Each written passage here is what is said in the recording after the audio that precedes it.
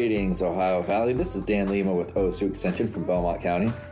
And this is Karen Cox from WVU Extension in Ohio County. Thanks for tuning in to Extension Calling, your source for research-based information for the farm, garden, and home.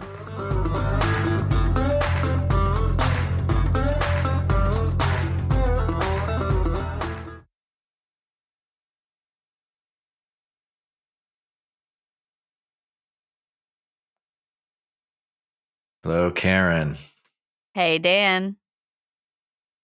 Well, happy holidays. Happy holidays. How were your holidays? I hope they were good. Yes. Yeah, they say everything in moderation to include moderation. That's right. I like that one. And we all need to take some time to just kick back and relax and be happy with life. Yeah, it's good.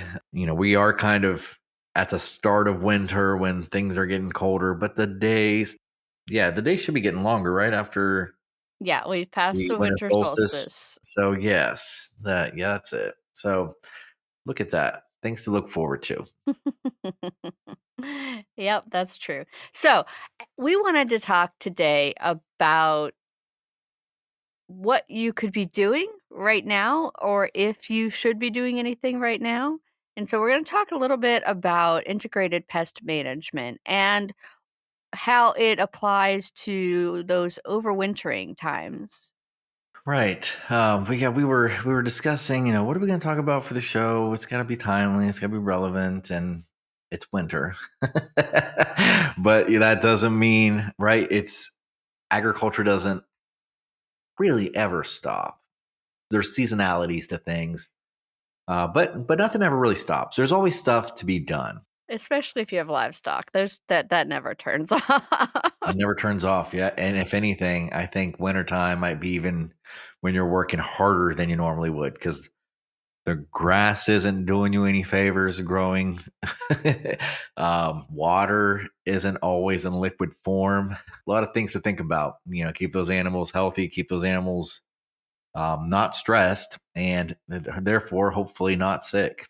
Yeah, and the warmer winter temperatures are really a struggle for a lot of farms because especially in this area, we're used to the ground freezing solid, which means you can run your tractor out, take a bale out to your livestock, and it's not a big deal. And the livestock aren't sinking into the mud. But when the soil isn't frozen, it becomes a pretty significant challenge to keep the animals healthier because that cold muck that they sink down into really does take a toll on their energy reserves. And so you have to feed them a different diet to make sure that you're increasing the energy. And, that's what our upcoming dinner meeting is going to be about, is supplementing those nutritional needs if maybe you don't have enough hay or your hay is of poor quality because of the drought last summer. And so we're still dealing with the repercussions of the drought that hit last summer. And a lot of our farmers need to make sure that if they haven't yet reached out to their local FSA office, that they should do so.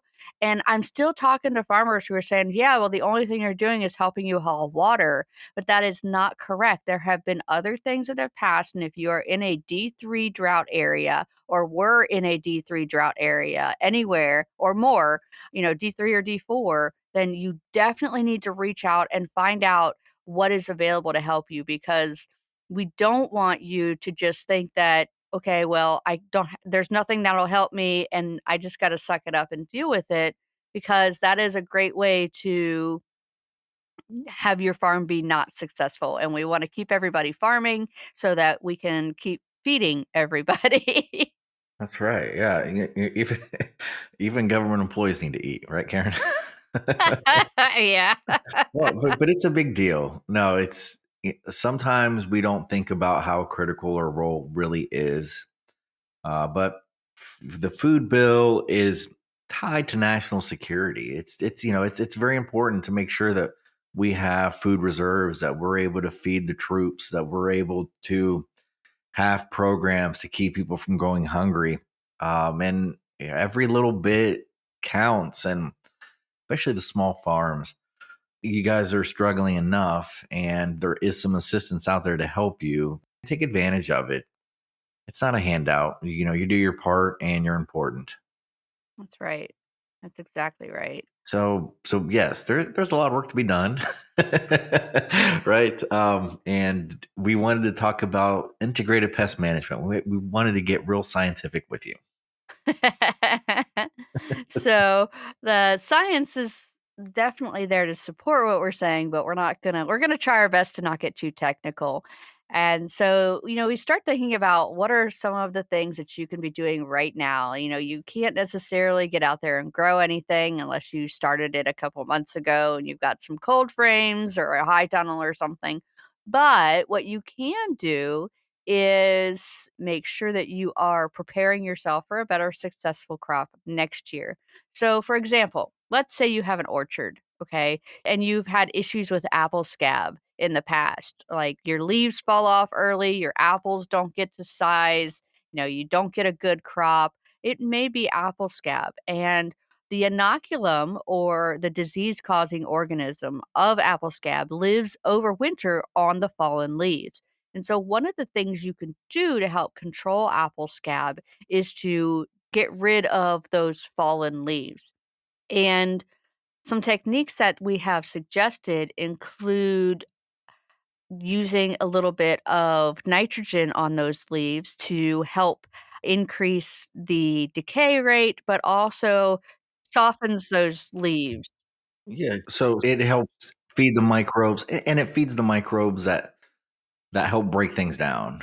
It's a similar concept to incorporating wood, right? Wood chips. We always talk about never do that because what ends up happening is you got microorganisms down there that break the wood down into CO2, which adds organic matter into the soil, and it all sounds great. But you also have this concept that these microbes are going to need nitrogen, phosphorus, potassium, and other nutrients not to gain food, but to utilize the tools to break down carbon for food. And it starts tying up nutrients. And a lot of times those nutrients are in limiting availability. And adding a little bit of that nitrogen will accelerate the ability of those microorganisms to break down carbon, and thus like those leaves and things that are harboring diseases in a lot of cases. We're talking about sanitation things. Most of the time when we talk about disease, we talk about fungal diseases, but it doesn't always have to be fungus. But I would say the majority of the time, most type of fruit diseases are fungal based, and fungus does produce spores, and spores just stay there. They're very hardy, dormant organisms. And when they'll sit there all winter, like Karen was saying, like apple scab on the diseased leaves that are on the ground. And then as things get better, as we go into April and May and things start warming up and moisture starts becoming a little bit more available, nutrients are more available, they can reinfect things. So, one of the things you can do when we look at integrated pest management is removing the source of inoculum or the disease causing material. And we talk all fancy, but what we're doing is we're just keeping things clean. We're sanitizing. We're making sure that we have a clean slate for the beginning of the season, and we're not starting with a high potential for disease already. When we talk about the disease triangle, we're talking about having the pathogen, having the right environment, and then having the right host plant to be there for those three components to create the disease. Well, when we talk about sanitation, we talk about cleaning things up because towards the end of the season, maybe things are sometimes lower quality. You kind of ignore things, let things go. You're kind of done with it. But that is when a lot of pathogens and infections thrive. And thus, now you have this overwintering inoculum, just this heavy dose of pathogen material that then, as the environment gets better, will be ready for the the host plant. So, especially if you don't do crop rotations, and sometimes you can't. If you have fruit trees, you can't sit there and move your fruit trees, right? So the Right. host plant's always going to be there. The environment's always going to be there. Well, I mean, the environment fluctuates some, but right? We have seasonality for diseases, but you can remove the pathogen just by sanitation. Right. And there's a couple different ways to manage the pathogens in the fallen material. Like I had mentioned earlier, adding nitrogen can help break down that leaf matter, and it may help directly suppress the ascospore formation, but we don't have that information for sure. But the way that apple scab spreads is those ascospores are like little rocket launchers, right? And so they're on the bottom of the leaves fall, they develop so that they're facing upward. And then in the spring, they'll shoot those spores out so that they can get all the way back up to the tree. So if you can decay those leaf structures by adding nitrogen. You can also decay them by adding lime. So if you had a soil test done and you need to add lime, add it on top of those leaves, and that will also help to decay them so that they aren't able to support those ascospores, Yeah. the launching facilities. But also, if you go through a little bit before bud break and you run like a flail mower, you can toss them around, and just by doing that, you're gonna reduce the amount of inoculum that can get to the trees because you just turned the structure over. So it's now gonna be shooting its spores at the ground instead of up into the air. So that's another method that you can use. Yeah, rocket launchers. That is scary stuff, Karen. And but yeah, I mean, I we make these metaphors, but it's just it's amazing the way things work at a microscopic level that we don't see. It's just it could be yes, it could be to that extreme, and Yeah. we talk about all these different things you can do: nitrogen, lime. You can kind of mulch it all up, or you could just take a rake and remove the leaves, right? Yeah, And just you can right. just or you could just blow them over the hill away. So you got these leaves that harbor disease, and how would you know that they harbor disease? Well, the integrated pest management approach is five components to it: identify and monitor. So keep records, note what kind of diseases you have. Actually, do some do some investigating and figure out exactly what it is. And then evaluate, how severe is it? Is it really causing me to lose yield? Is it one of those situations where it could be more expensive to treat than it does hurt the crop? It might not bother you at all. A little spot on an apple might you might not care, but if you're trying to sell it, it would be a problem. So evaluate the degree that it's impacting you, and then figure out how to prevent things. Like what we're talking about now is sanitation, removing the inoculum. Other things you can do is rotate crops when possible, do some cultural practices such as maybe increasing airflow at that point, just kind of thinking about the incorporation of preventative fungicides, let's say in this example. And that kind of goes like preventing to action, it just kind of feeds into each other. And then evaluate and see if it works. If it worked well, how much did it cost you? Was it worth it? But there's just different levels you can do it. But Hey, I heard you sneak record keeping into there. How could you do that? and we say record keeping, like a mental note is a record. Like it doesn't have certain things have to be more formal than others. Yeah, I don't know, man. If I don't write it down, it is gone. About the tools that we have, Karen, like you can sometimes you see something going on, and if you snap a picture, it timestamps it. Exactly. Yeah. Now you have what is a picture, like 1,000 words? That's a lot of writing, right? Right, and so, like, if you were walking through your orchard or through your garden and you snapped a picture of a problem you saw on a plant, you can go back through your pictures for your garden or farm for last year and be like, "Okay, when did I start snapping pictures of problems?" And I'm like, "Oh, okay, well, I, started seeing this weed at this time. I started seeing these spots on these leaves this time." And then sometimes we can help work you through those images to help you figure out what the problem was and when you need to start working on prevention activities, because prevention, especially when we're talking fungal diseases, is the key, because once it's taken hold, you can't really treat it. So we want to prevent. and that is key. So record keeping, I know those are bad words, but it doesn't have to be complicated. Take a picture, take a voice recording in your phone, like talk to text it into your notes or something, and then go back and look at it in the wintertime and set it on your calendar and be like, start looking for this, start looking for that, or try to find out what it was you were looking at before. And that's really gonna go a long way. Yeah. And another part of this is, you were saying utilize your extension services and we can help you. Sometimes when you're having the issue isn't the ideal time for you. By having those pictures, by knowing what just the more information you give, the more likely you're able to get a good answer. Ohio State does have a diagnostic clinic.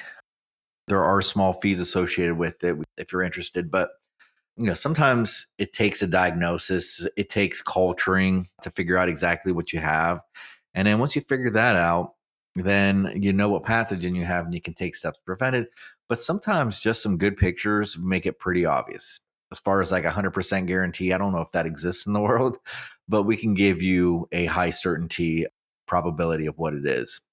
And then, obviously you take the actions and you evaluate and monitor utilizing that integrated pest management, which is really some of those things that anytime that you are organized and you work hard and you try to improve things, you're doing integrated pest management. It's not something you have to learn. Sometimes it's just nice to see it divided out in ways that we can kind of look at it, think about how it applies to us, and then just start plugging actions into the different parts of integrated pest management. But it's a systematic approach to improving things. Right, and that's the whole thing, it's that systematic approach. It is identifying the problem, knowing what you need to do to deal with the problem, and then doing it, right? And so hopefully, over the past year, you identified what the problem is, and now you can start looking at what can you do right now to help maintain and prevent that, or maintain your farm and prevent that problem. And one of the easiest things that you can do to slow the distribution and the reinfection of diseases is to clean your tools. Not only is it going to help your tools last longer, it's going to make your job easier, and you're not going to be carrying that inoculum over into the next growing season. So things like your pruners, your stakes, your Yeah, equipment. yeah, clean the mud off of your tracks or your tires because those carry weed seeds, right? And if you're moving those weed seeds from one field to another, then you're going to have to deal with a weed that you didn't have there before. So cleaning your equipment, your mower decks, your Your containers, your goodness gracious, just clean stuff. well, think about this, right? Let's say you're picking fruit because we're kind of in this apple concept, and I think that's what everyone's picturing in their brains right now. So, right, you're gonna pick apples approximately a similar time every year. Could vary by a week or so. Hopefully, not too much more than that. But let's say you're picking stuff, and you got your crates, you got your throwouts, you got your different grades. Let's say you're not keeping track of the crates, right? And now you've collected a bunch of diseased apples in one crate they're a crate, they're a reusable thing, and that could be a point of conversation as well. But if you're not keeping track of that stuff, if you're not cleaning it out, you have all that inoculum possibly still in there.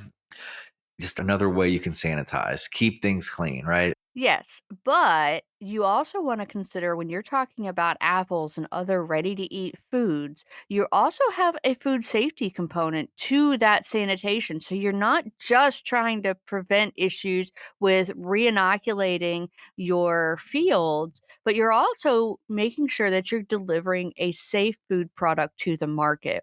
And so you want to make sure you're following a standardized procedure to clean and sanitize your crates, making sure that when you're buying new things for your farm that you are considering, okay, how do I wash this? And when you are reinvesting in your property, those are really important things to look at. Look at How do you clean your wash line? How do you clean your crates? How do you clean your vehicles?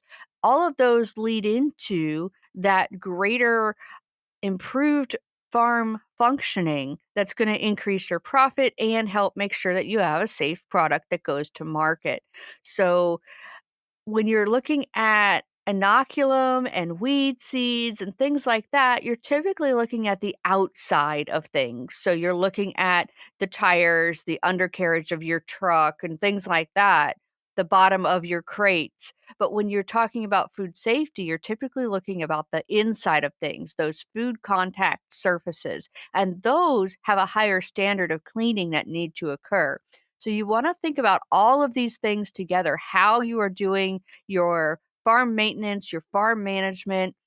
Let's say you're only doing apples. Winter's a great time to disassemble that interior equipment, those apple cleaning tables, get them taken apart, clean out those little nooks and crannies, sanitize them, and keep records that you have done this. So, this is a great time for that big, huge clean break that takes so long to do because you don't have an active product going through right now. So, always take advantage of the winter season for getting that clean break in there to sanitize or clean out your materials. Right. So there you go. This whole other level of the importance of the disease triangle and integrated pest management. But so when we're talking about this, the disease triangle, we're really kind of been focusing on the pathogen aspect of things. We alluded to the environment. So things tend to mature around the same time. But you also have your host. So you have your crop, your apple variety, and that's going to have varying abilities of being able to resist that pathogen, right? So we talk about varieties that are disease resistant, that are more susceptible than others, and sometimes you have to have trade-offs and you figure out which ones you want to grow and what you have to do to make it successful. Again, there's different thresholds of whether you're selling at a farmer's market or you're just enjoying it with your family, or if it's a personal use for pies. And sometimes if you have baking apples, even the consumer might have a little bit more tolerance over a spot or a speck here and there. But one other thing you have to understand is the ability of the host to resist the pathogen isn't always genetics, but it's also health. So now is a great time when things aren't actively growing to examine the soil, right? We talk about soil tests all the time. And I know it's winter time and the best time to do a soil test is in the fall, but there is no bad time to do a soil test, period. Unless the soil's frozen, I'll give you that as a bad But you know what? time. You're fine. You know you got frozen soil, but if you're able to get it to us and it's dry, it still works. It does, yeah. But obviously you want to avoid compaction, you want to avoid a muddy mess. There's all that, and you want to be able to put that shovel or the soil probe into the ground. And the way things are anymore, I don't think tend to stay below freezing too long. It No, no, we fluctuates. don't, unfortunately. And you got the first 6 inches that can be thawed out pretty good, right? And you don't have to go all the way down. You don't have to go 3 feet in the ground, right? We're just talking for most crops about 6 inches. Sometimes you have exceptions and you have to go a little bit deeper. Sometimes you actually don't want to. When we're talking about pasture fields and forages, you're looking at 4 inches of critical topsoil there. But having good soil will usually lead to a healthy plant that's going to be more competitive, that will not only be a little bit more resistant to disease, but it will also outcompete a lot of weeds. And weeds can harbor disease too. There are certain rusts and things that have alternate hosts. So if you have a more resilient, fast growing plant, you tend to stay ahead of that curve too. So every little bit adds up and can go a long way. So look at it from all perspectives. Look at the disease triangle, look at the pathogen, look at the environment, look at the host. Sometimes with the environment, it's an overplanting issue. So, we need that airflow in there. That ties into the environment capabilities of having that pathogen being successful or not. Sometimes it's the host that we're planting. Sometimes it's how much inoculum you have. Everything tips everything else. Whether we're talking greenhouse, whether we're talking field crops, agronomy, whether we're talking fruit trees, sanitation, you're not going to get away from it. You don't want disease materials left behind. And sometimes you want to rotate crops to break that cycle, break that buildup of the pathogen. So, corn, soybean, right? We talk about sometimes it's a corn, soybean, wheat rotation. If you do corn year after year after year, you can have certain borers, certain diseases that start accumulating. Same thing with soybeans, but by altering that host, you can reduce the pathogen load too.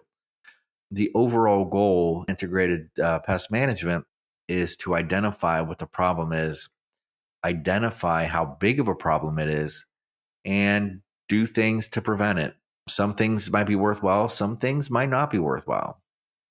Right. And when you're looking at identifying that problem, one of the great things to do in the wintertime, in addition to making sure all of your tools are clean and put away properly, is to learn more. So, learn about the problem that you're having, find out what you can do, and put it on your planner that, hey, on this date, I need to do this.